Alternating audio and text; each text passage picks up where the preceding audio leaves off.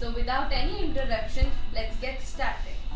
You know, brain is shaped like a walnut and it is divided into 4 parts. You can see here a red part, which is the most biggest part, which is known as frontal lobe.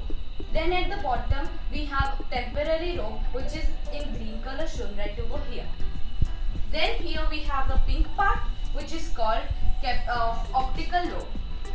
Then here we have parietal lobe, which is the purple part.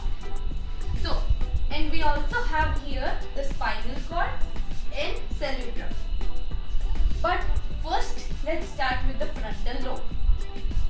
Frontal lobes controls the judgment, behavior, muscle movement, controls the action and controls the problem solving. In judgment, I can explain you one thing, that when you drive a car, you have a judgment that that I have to keep like this. If I increase the speed, something will happen. Okay, so that's called a judgment. Then next is behavior. Like when right now I'm talking peacefully, but when I'm angry, I talk hardly, I shout, right? So that controls my brain. Now, muscle movement. Like any movement right I'm doing, which is help of my muscles, and then muscles is like an elastic structure, but it helps the brain to command it, and brain commands the muscle and then actions happen. Then we have a control the action. Do we do any action which gets controlled? Now we have controls the problem solving.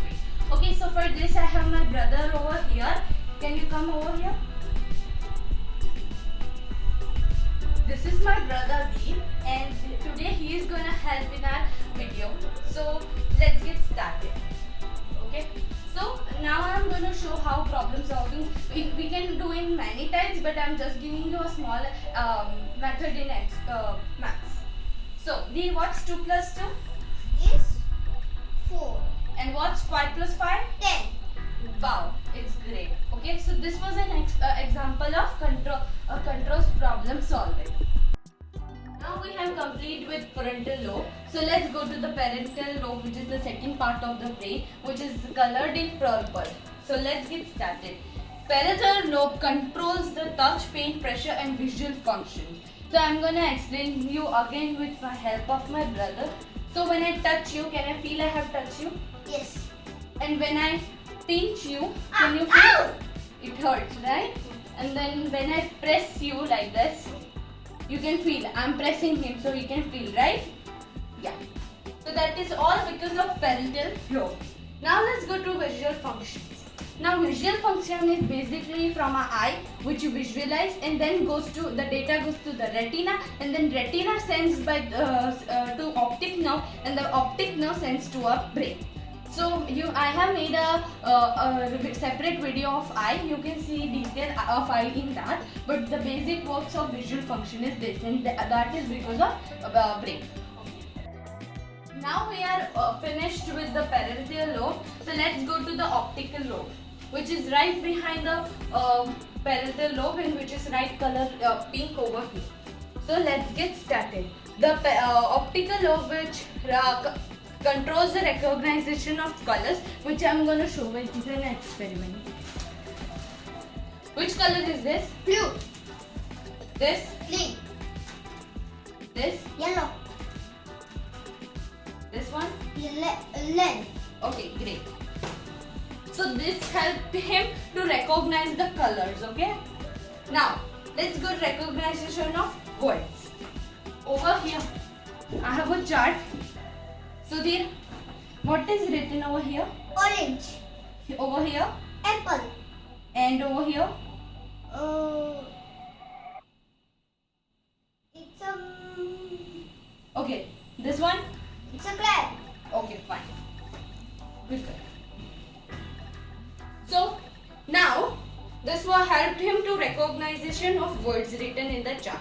Now, which action I am doing right now? Walking. And this? Running. Okay, and this? Jumping. Okay, so he can recognize movements which I did right now. Okay, etc. Skipping, dancing, anything. So this all things is worked by the optical lobe. Okay. Let's go to the temporary lobe. Here, after here you can see the green part over here. which is called temporary lobe, which controls the memory.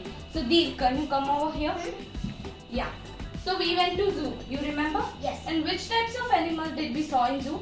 Giraffes, snakes, and Crocodiles yes, crocodiles and many more. Okay. and many more. So we went to zoo before like 1.5 years ago before COVID. So he still remembers the animal. So I think that is because of his good memory, which controls the temporary lobe. Okay. Now let's go to the cerebrum. Right over here, I can show you here. Cerebrum is located right over here. Okay. Now, it is very important part of the brain, like over here, and it controls the posture. Mean posture, you know, so unfortunately some people are paralyzed or mentally not normal. So that is because of that they don't have their control on postures.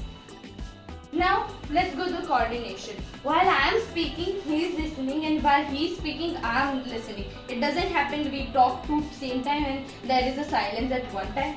So that is because of a certain coordination between us. Now let's go to balance. Like a person is cycling, so he has a balance, he or she has a balance, so he can die. If balance is not created, then the cycle will fall and it will get hurt. Okay. So this is a very important part which is called cerebrum. Now let's go to the spinal cord. Spinal cord is right over here, starting from here to here. Okay. Spinal cord is the pathway for message sent by brain to the body and body to the brain. Okay. So like my brain, it will tell that move this finger. So it will move like that. But I am not moving it, my brain is moving it. So it said that move the finger, and then again it sends the data like move the finger. Okay, so that's the work of spinal cord, and which is very important part. Thank you very much for watching my video, guys. Thank you. So now my brother or me and my brother also have a channel called Kids View. The link will be in description box.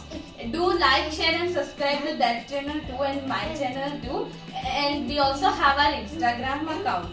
Say goodbye. Bye.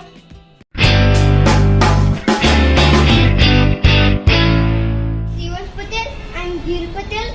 I'm Prachi Patel and you are watching Kids View.